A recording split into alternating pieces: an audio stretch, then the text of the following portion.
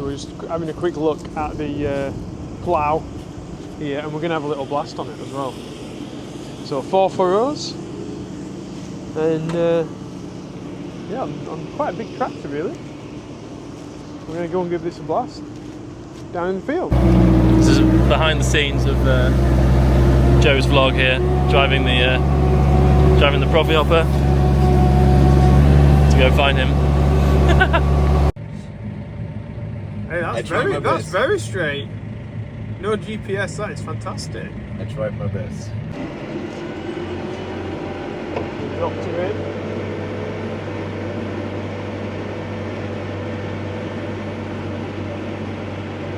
So he did a nice job. And now he's turning the complete soil and the stubbles and make a perfect seedbed preparation.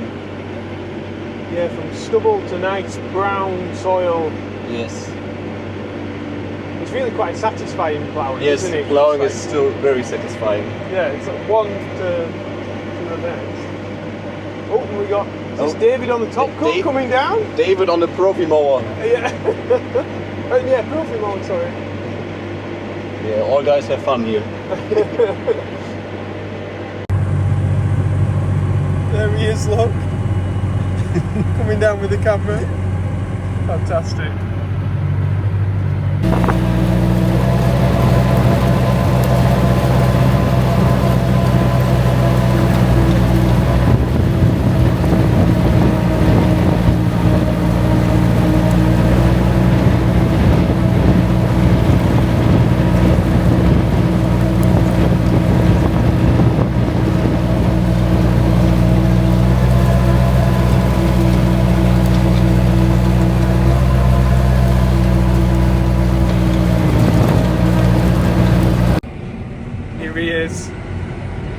Some people have drones.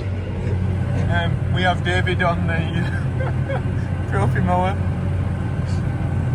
with no cab, getting some outdoor shots for us. Fantastic. Yeah, it's doing a really nice job, is that? Yes. All the trash is being buried. We can't see any grass or anything on top. We have normally a very even pattern or working result, so we can achieve very good seedbed preparation, and the seeders can be work very good. I see it's vary width as well, so you can alter the distance between. We had a variable plow, so we can work from 33 centimeters to 55 centimeters per body. Okay.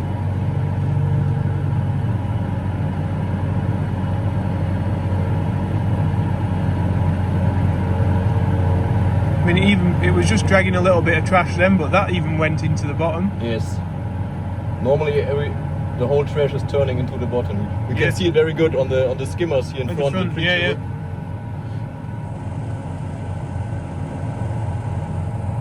We like the plough at home. Me neither. It's nice. Yeah, because they are quite long, those skimmers at the top, aren't they? They're a different design to the plough that we have at home. Yes, so in England typically they have other skimmers. So this is they have smaller skimmers. Yep.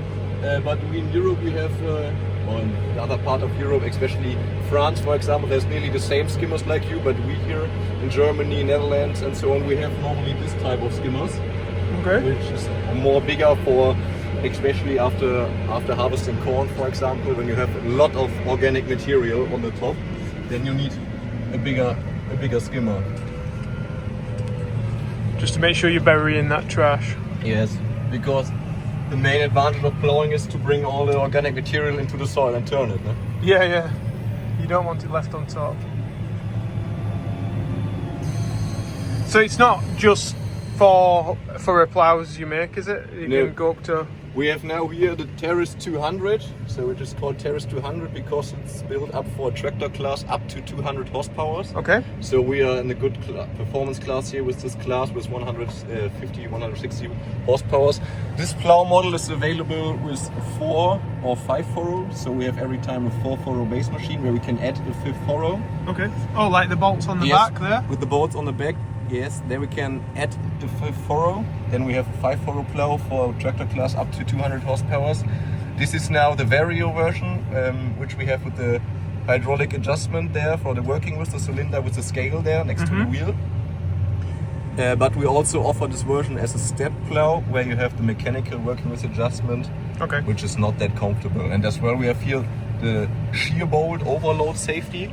So on the elements only a shear bolt, but we also offer the hydraulic version with an hydraulic cylinder. Oh, like an hydraulic auto reset kind of thing. When you have very stony conditions, then this is not the right choice. But here we have no stones, so we don't need the hydraulic overload protection. And then I would say the most, really important thing is our adjustment center. So the where the cylinder is in the middle. So this is the adjustment center there. Yes. This one? Yes, and this is a parallelogram. Okay. So this point to this point, and this point to this point are parallel to each other and have the same length. So when we move something here on the plow, the whole plow moves parallel. So therefore, we don't need to set up the pulling point. We have there a spindle in the back next to the working with cylinder. Tell you what, we'll go outside and we'll look at this. Yes.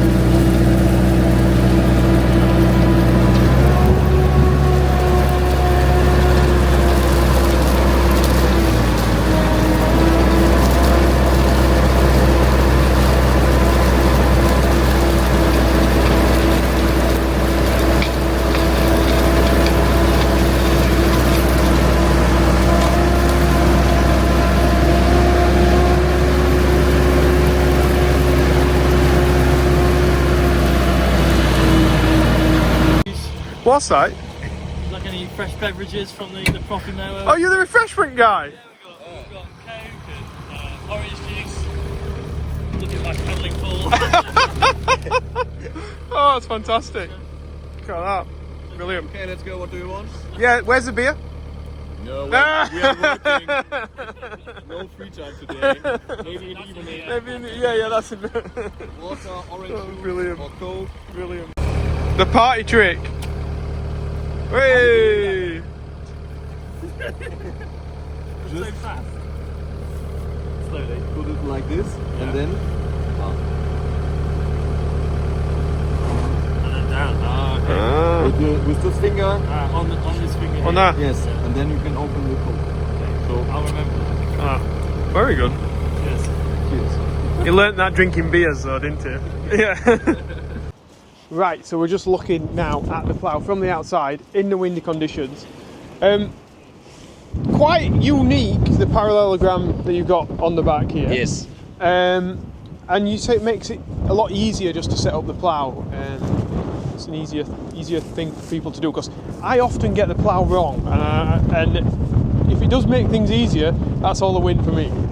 Yes, and I would say because we have the parallelogram, which means when we look from this point to this point and from this point to this point, we see they are parallel to each other. Yep. It's better with the microphone. I'll just stand. If I hold it here in between us, it sometimes works better. Okay. So as I said, we have here a parallelogram. Yep. Which means these lines are parallel to each other.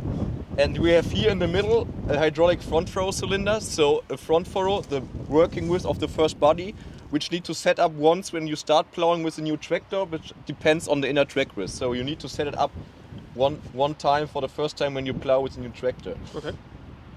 And thanks to this parallelogram, we have a parallel movement of the plow. So this means when we change the front furrow, we have no change of the angle of the plow bodies. On other plows, for example, you need to adjust in the second step the pulling point because they don't have a parallelogram, for example, and we don't need it. So we only need one step to set up, the front furrow of a plow. Very simple and very comfortable for all the drivers. Yeah, simplifying the process of setting it up. Yes, so we try to make the process of set up a plow a bit easier with the system. And as well, a very good thing on the outer side here on the parallelogram behind the orange metal plate is a second cylinder here. Yep. And we talked about it. This is for the turning procedure on the headland. So this is a swivel cylinder and it swivels the whole plow to the side on the headland. I think you know it you turn out the plow on the headland and you start the turning procedure. And to get enough space that the reel get not in contact with the ground, we swivel the whole plow to the side. Yep. Get enough space and for the turning procedure. And at the end of the procedure, we bring the plow back in working position. You can see it later when we're doing it again. On my plow, sorry to put in, but at my plow at home, the vary width sort of comes in and then it folds it over. But you're saying there's some advantages with it not doing that and having that extra cylinder. When we don't change the working width here with this cylinder, so every time when you change the working width, here are the vario bearings.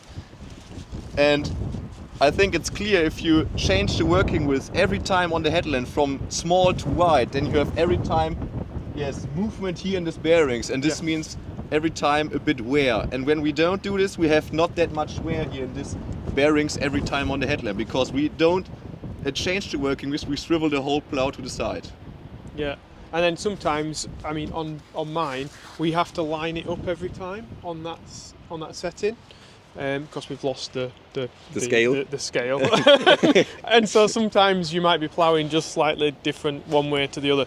Whereas with this, I guess you set it on there, and then that's it for the day, unless you want to change it as you're moving along. It's the same, for example, here we have the hydraulic working depth, so a hydraulic wheel. Okay. So as you know, it's every time important that the complete plow is parallel to the ground while working, so that we have an even working depth over all the furrows. Therefore, we need to adjust the reel on the back and the lower links that the plow is parallel. Yep. And which is as well very easy with the hydraulic wheel. So we make a mark here, and then you know, for example, okay, I make a mark at home here, for example, and this means plowing on 25 centimeters. So it's very easy to adjust something here with the hydraulic wheel, a very comfortable version as well. That must be quite nice when you're doing headlands and you want to like take out, not leave a big furrow in the field. When you start the headland on the outside and you don't want the furrow of the inside of the headland, then it's very easy and very nice. And all our customers who have this hydraulic wheel are doing this. I bet they never change back, do they? Yes. They never go, I never want that anymore. When you have one time this hydraulic wheel, you will never change it, promise me. Because every time on the headland they're doing it as well, that's what you said. They lift the wheel up and then you don't have a furrow of the inner side of the headland, which is very comfortable. Yeah, so when you go drilling, you're not going to... Oh, that's brilliant. Well, I might just have a go and make your, what is a straight line, very... wobbly probably, but I want to have a little go with this. Good.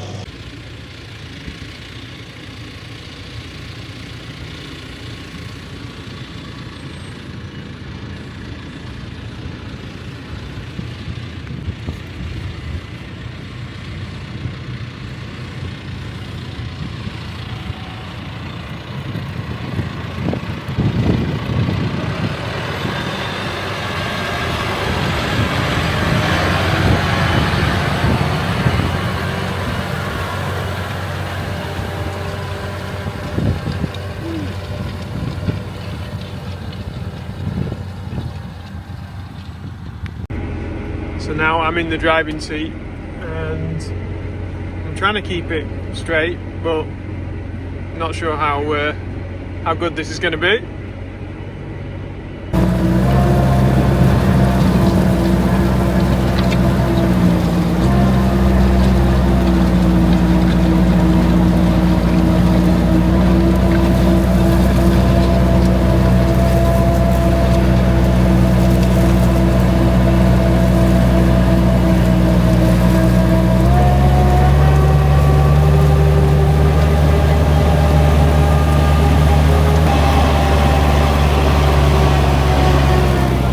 It's not too bad, I've not made it that bad yet.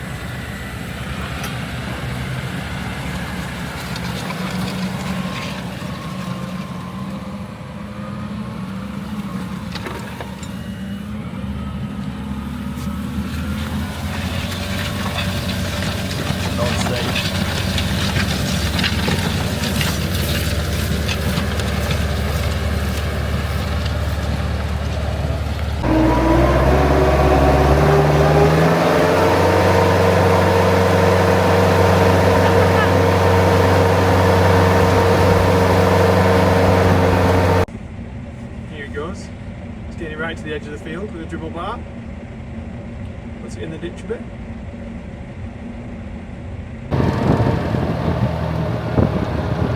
David's now racing us.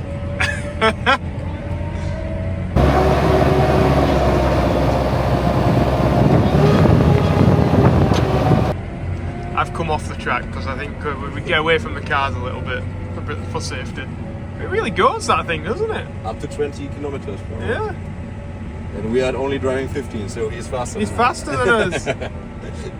Basically, he's saying I'm slow.